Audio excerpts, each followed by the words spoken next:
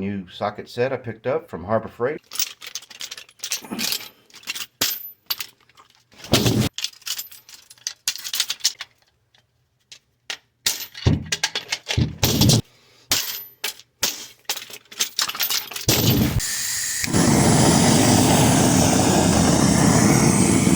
There's a much easier way. There's these little tiny clips. You're going to break this end off here. And then this, just like that. These all just slide right out.